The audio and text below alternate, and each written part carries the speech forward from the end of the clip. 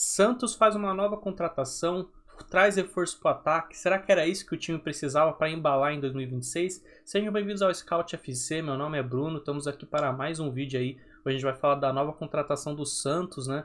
O Santos fez a contratação no dia 11 aí de fevereiro, oficializou a contratação do atacante Moisés, de 29 anos, que chega em definitivo aí com um contrato de 3 anos.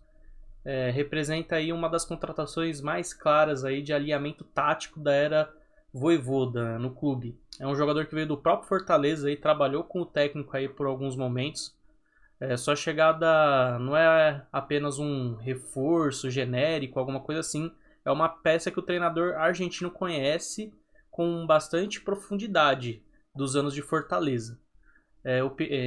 O Moisés teve uma boa temporada, uma grande temporada em 2024 aí no Fortaleza, onde viveu o seu auge aí de produtividade e se tornou um protagonista aí no estilo de jogo do Vojvoda, que ele implementou com muito sucesso no Fortaleza. Falando um pouco sobre o perfil técnico aí do Moisés, Moisés é um ponta vertical clássico com preferência de atuar pela esquerda, embora consiga render pela direita. Mas é claro que ele vai preferir jogar pela esquerda, porque assim ele consegue cortar para dentro e trazer a bola para dentro, porque o pé de domínio dele é o destro, né?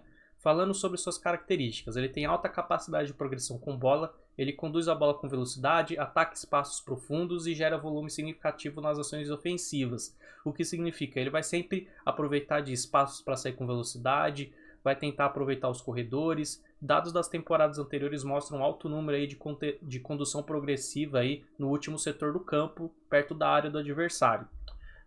Ele tem altos volumes aí de finalização e expected goals gerados, né, o famoso XG aí. Mesmo sem ser um finalizador de elite, ele peca um pouco nessa característica, tem uma conversão de chances medianas, ele cria e finaliza muito, característica que o torna útil em sistemas que priorizam volume ofensivo e transições rápidas, né, contra-ataques rápidos, aproveitar linhas adversárias mais avançadas. Ele tem um drible em velocidade e um x1 em amplitude. Não é o tipo de driblador curto, né?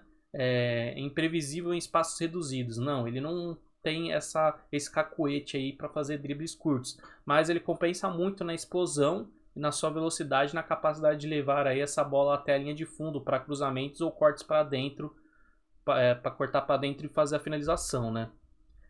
Pressões altas e recomposição. Um ponto muito elogiado na era Vojvoda dele no Fortaleza era a sua intensidade aí sem bola. Moisés pressiona a saída de bola do adversário com agressividade, muitas vezes gerando recuperações de bola no campo ofensivo e inclusive alguns gols do Fortaleza saem de jogadas em que ele ajuda na recuperação de bola no campo adversário. Porém, a sua recomposição defensiva no campo, quando o time precisa se recompor, precisa recuar para o seu setor defensivo, não é lá grandes coisas, né? Principalmente não se espere muito dele voltar com muita qualidade assim nessa recomposição quando o Santos precisar dele na defesa. Um ponto muito importante de atenção nesse jogador é lesões recentes. Ele ficou uma boa parte aí da temporada de 2025 fora dos campos, que reduziram muito seu ritmo e minutagem, levando ele a ter uma péssima temporada na temporada passada, tendo feito somente 4 gols e suas melhores exibições terem sido na Copa Nordeste, né, que é um campeonato de um nível muito mais abaixo do que o Santos vem disputando. Tendo até mesmo recebido muitas críticas dos torcedores do Fortaleza no ano passado por conta de suas ausências aí, por conta do físico, né? Bem, falando um pouco agora como o Moisés vai se encaixar aí no esquema tático do Santos e de Vojvoda, bem, falando um pouco das características do time de Vojvoda.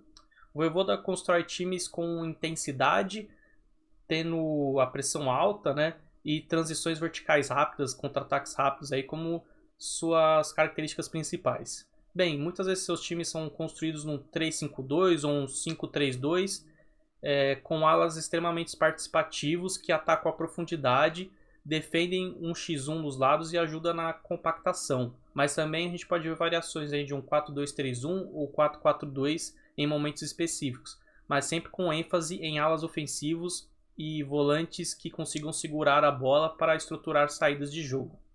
No Fortaleza, o Moisés brilhava exatamente nessa função de um ala mais agressivo. Ficava colado na linha de defesa do rival, explorando profundidade, cortava para dentro ou levava para o fundo, gerava superioridade numérica pelos lados e participava da pressão na saída de bola do time adversário. Os times do Fortaleza com o Vojvoda tinham essa paciência de sair com a bola com os zagueiros e os volantes, trocando passes para atrair a marcação, e sempre que encontravam um espaço, fazia com que o Moisés acelerasse para frente aí para encontrar às vezes a costa de algum marcador ou um corredor que não tivesse muito bem marcado. Moisés era essa peça-chave nessa aceleração do time no setor ofensivo. No Santos atual, o elenco ainda apresenta alguns desequilíbrios na composição do seu elenco. Uma zaga vulnerável em duelos diretos, um meio-campo com pouca consistência e, em alguns momentos, o ataque depende muito de individualidades.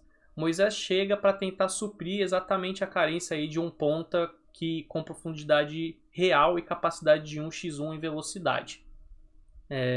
Ele pode atuar tanto como um ala esquerdo, num 3-5-2, dando amplitude e permitindo que um meio-campista flutue mais por dentro, como um Neymar ou um Roliezer, né?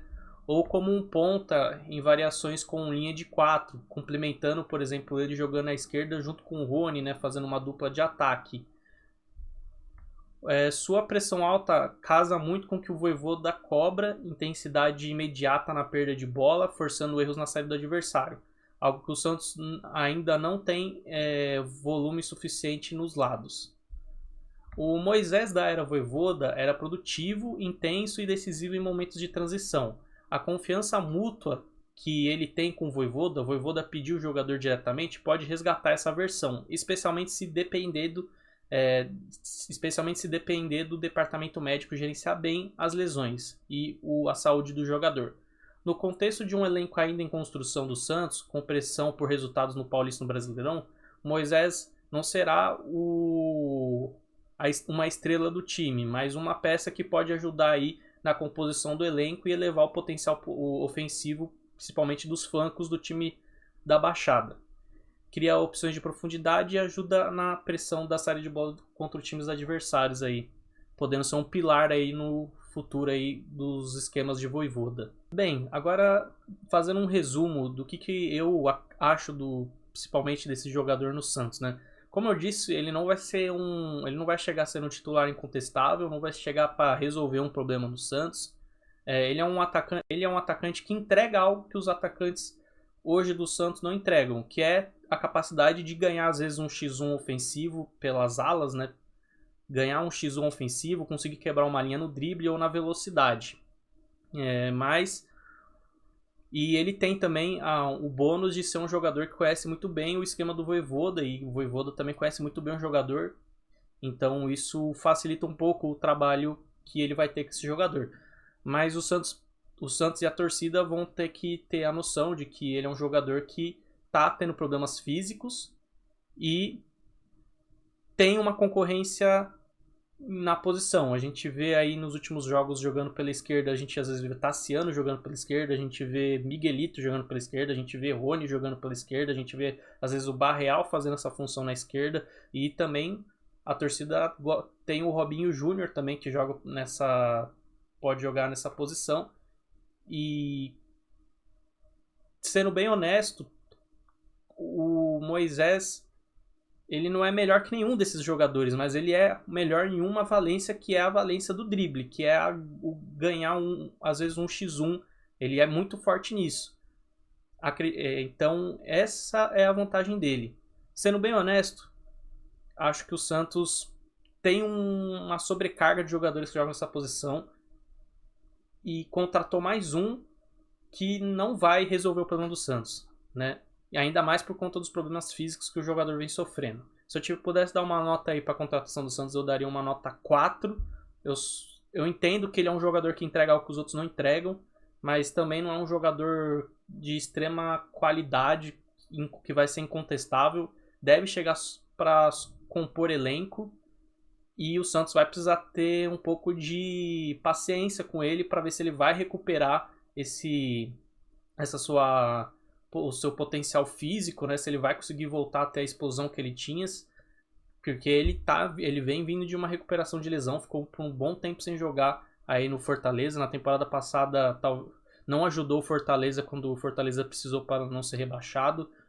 Foi um jogador aí que jogou, acho que ele jogou pouquíssimos jogos como titular na temporada passada.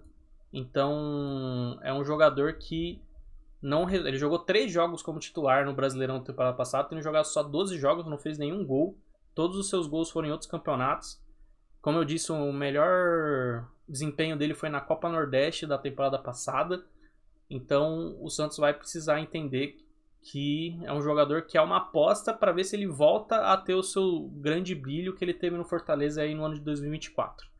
Bem, os santistas aí deixam seus comentários aí para o que vocês acham do jogador, se vocês gostaram da contratação. Deixe seu like, se inscreve no vídeo. Valeu, falou!